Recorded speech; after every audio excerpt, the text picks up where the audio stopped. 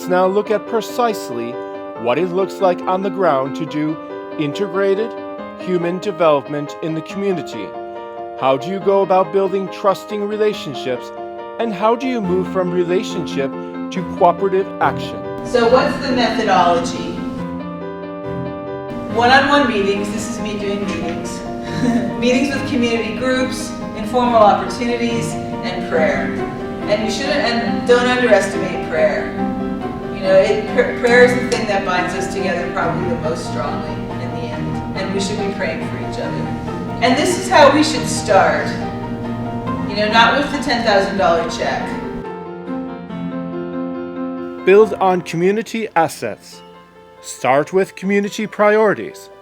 What assets are required for success? How can these assets be accessed? What assets do the community group possess, and how can they best utilize them?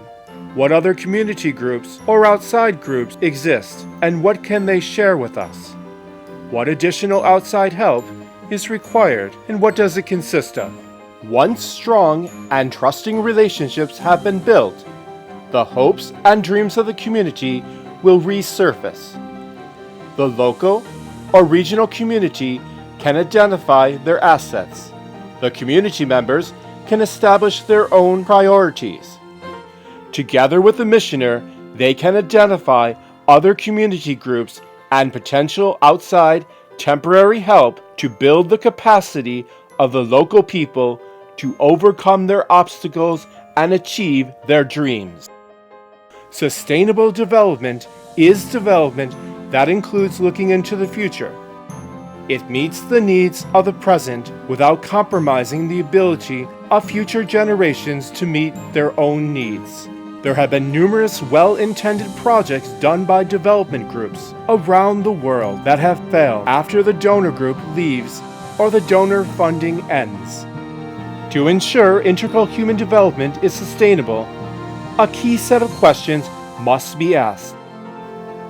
Will the impact continue if the external funding stops? Does it get to the root cause? If it doesn't, then they're still dependent. Are the communities taking the lead? That's a major issue with many aid programs. The communities are not in the lead and so don't own them. Does it reduce dependency on external support? If not, then you may do more harm than good. Let us now take a look at an example of doing a water project in a less sustainable way compared to a more sustainable way.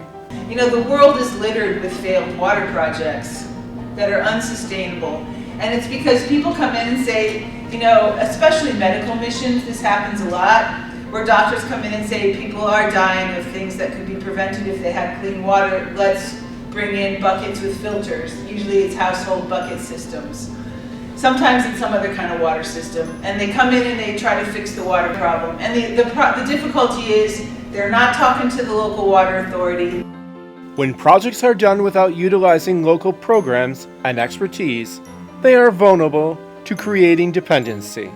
For example, if technology, equipment, and parts are brought in from the outside, it becomes virtually impossible for that equipment and those parts to be replaced without bringing in a repair person from the outside as well.